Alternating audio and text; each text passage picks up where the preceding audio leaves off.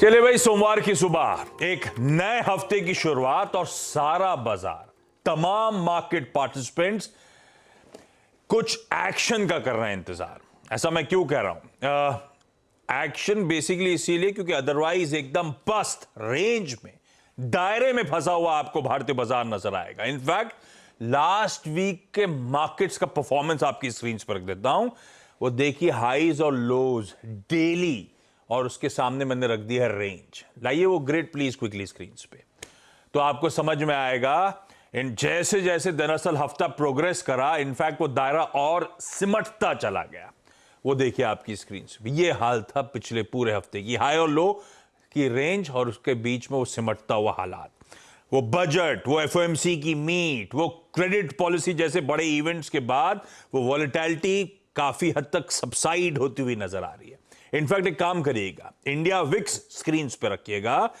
Friday को पिछले हफ्ते गिरा और फ्राइडे को केवल 12-13 के आसपास के जोन्स पर, उन लेवल्स पर आपको इंडिया विक्स अब कामकाज करता हुआ, 12.25 के लेवल्स पर कामकाज करता हुआ नजर आएगा।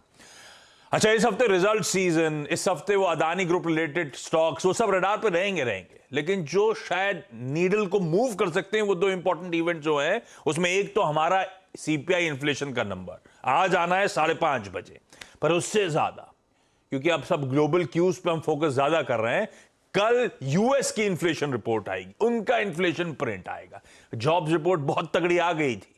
इन्फ्लेशन की अपनी चाल, वो डिसइन्फ्लेशन, इन्फ्लेशन की हवा निकलना, वो प्रोसेस कंटिन्यू हो रहा है नहीं हो रहा है, वो स्ट्रीट क्लोजली वॉच आउट करता हुआ नजर आएगा। उसके इंटरनल्स पे खास तौर पे नजर रखेगा।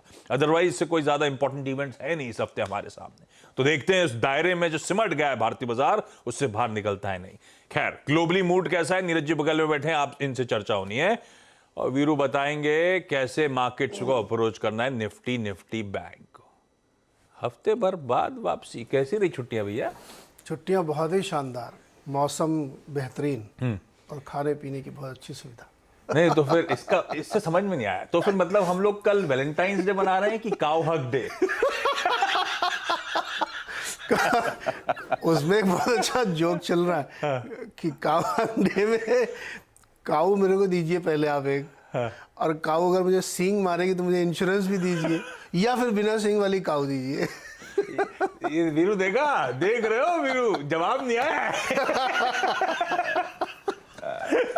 इनके लिए वो गाना है ना, पान खाए सैया हमारो, है? वो भी एकदम फिट हो रहा है इस वक्त। अभी मैंने फोटो देखी मानस जी के साथ इनकी एक बहुत अच्छी, अगर आप देखें, मेरे ख्याल से छोटी सी संगोष्ठी भी हुई, बैठक भी हुई। कैसी रही नीरज जी वो बैठक? बहुत अच्छी रही। उस बैठक का हाईलाइट तो वो मिठाई है, मक्खन मलाई, ओस की मिठाई।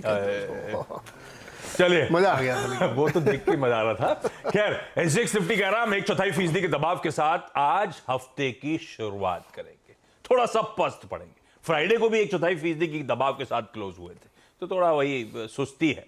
क्यों है? यूएस में फ्राइडे को दरअसल मिला जुला कामकाज हुआ। डाउ 0.5% ऊपर, उसके सामने नैस्डैक 0.5%, 2/3% के आसपास का दबाव। तो मिला जुला सेशन पैन आउट हुआ। मैं एक काम करता हूं, आज सुबह के फ्यूचर्स हल्के प्रेशर में है, तो ये सबको समअप करने के लिए तब और अब रख दीजिए स्क्रीन पे पहली प्लेट। तो जो फ्यूचर्स जहां छोड़े थे और कहां खड़े हैं, वो आपकी स्क्रीन पर है। आज सुबह दरअसल जो दबाव आ रहा है, वो थोड़ा सा मूड बिगाड़ रहा है एशिया का, जो फ्यूचर्स वहां पे पस्त पड़े हुए हैं। तो अगर आप डाउ देख रहे हैं तो हमें कुछ तेजी पचानी है, पर उसके सामने नैस्डैक देखेंगे तो हमें कुछ मंदी पचानी है। इसीलिए वो मिला जुला मैंने कहा रुझान आता हुआ। लेकिन नीरज जी समझ लिया जाए, दरअसल ग्लोबल संकेत हैं कैसे। बीच में आपके जाने के बाद एक जॉब्स रिपोर्ट आई थी, मैं कहा तो फ्राइडे को ही आ गई थी आपके जाने वाले दिन, भयंकर गजब जॉब्स रिपोर्ट थी। उसके बाद से कंफ्यूजन है स्क्रीन पे। अब क्या हो रहा है? जितने लोग इधर से